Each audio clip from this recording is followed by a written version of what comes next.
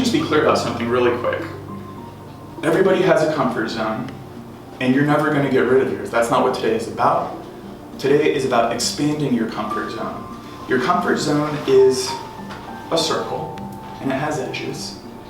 And anything within those edges is something that you are comfortable doing.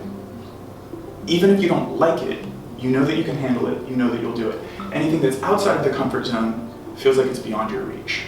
So the whole idea of examining this is to expand that ring of your comfort zone. We want it to get larger. Therefore, the things that you're capable of doing become larger. We just want to expand. Tony Robbins likes to say that growth is happiness, or rather that happiness comes from growth. Earl Nightingale said it even better in my opinion. He said that success happens when you know where you are, and you know where you're going, and you're aggressively moving in that direction. You're growing in that direction. We live in an expanding world. Today, every day, there's a new discovery, a new breakthrough, new construction. The world is dynamic, it is moving. This universe is growing, it is expanding. Science proves this. The galaxies are vastly speeding apart from each other. New stars are being born and created. In a world, in a galaxy, in a universe that is expanding, you have to be doing the same thing. When you don't, it leads to decay. Stagnation is depression. It is angst. It is misery. When you grow, that's what leads to your happiness. So, why are we holding on to this? We know that we don't want to be here.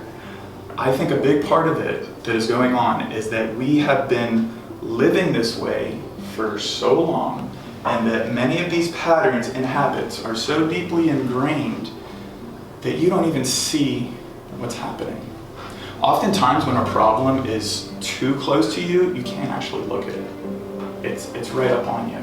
This is why it's so easy to give advice to other people and so hard to take your own advice, is because you're not objective. You're way too close to your own personal stuff. You don't even see it half the time. And that's a big part of what's going on with your comfort zone. I remember when I was learning to drive, and I was 16, and for me, learning to drive was really stressful. I had to think about a lot of things at once. All right, you got my hands on 10 and 2, and am I in the right gear? Did I do my blinker right? Check my mirror. Is this person coming into my lane? There was a lot going on.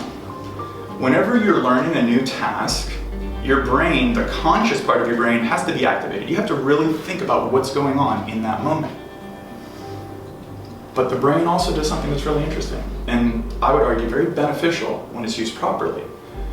Once it does a task enough times and it's gone through the motion, it starts to build these synaptic connections, and those connections get stronger every time you do the task.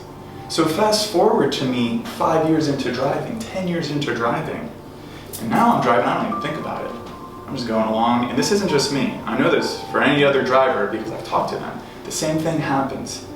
You go from point A to point B, and especially if it's a familiar route, one that you do a lot, going to school, going to work, and you get to your destination, and you realize you have no idea about the route that you just took. I couldn't tell you the cars I saw, the person, the pedestrian. I don't remember turning on my blinker, looking at the stoplights. The whole thing happened on autopilot. It was just running in the background.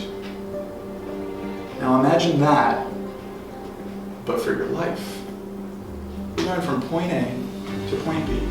You're going from the year 2016 to the year 2017, and the whole thing is happening without you even paying attention. That's the danger of the comfort zone. How do we stop this?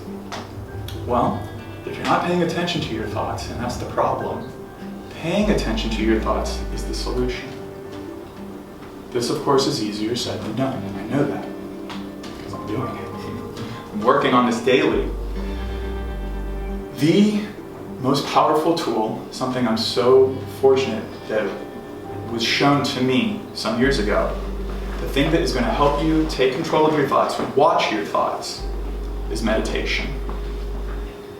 Meditation has been used for millennia, and it is still used today, precisely for the fact that it works. There are a plethora of benefits to meditating. Stress reduction, lowers your cortisol level, increases alertness, energy, creativity, and those are all wonderful, and I'm so glad that I can benefit from those happy side effects. That is not why I meditate. I meditate for the sole reason that it has helped me learn to watch my thoughts, watch my own thinking. Oftentimes, when you shine a light on the problem, that's enough to make it disappear. When you start to watch your thoughts, you can catch yourself starting to get angry, starting to get scared, emotional, upset, frustrated. And when you see it from this removed perspective, you don't freak out. You don't let it grab a hold of you and drag you all over the room. You remain removed. Here's a great example. Think about going to the movie theater and you're watching an incredible film. I mean, this director knows exactly what they're doing. The story is powerful. It's being laid out before you seamlessly. The special effects are amazing. You get sucked into that film. You don't think that you're in this giant movieplex anymore. You are the character.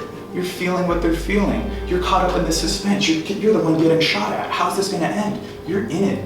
When this happens, and I mean it's really happening well, you can get lost in that film for 20, 30 minutes sometimes. But inevitably, somebody spills their soda, or the phone starts ringing, or maybe the movie just slows down. But for whatever reason, boom, you come back and you're like, wow, that was amazing, but I'm just sitting here watching a film. That's the difference between getting caught up and lost in your thoughts and taking a step back and watching them objectively as a third person. It's amazing when you start to do this, how it changes your life.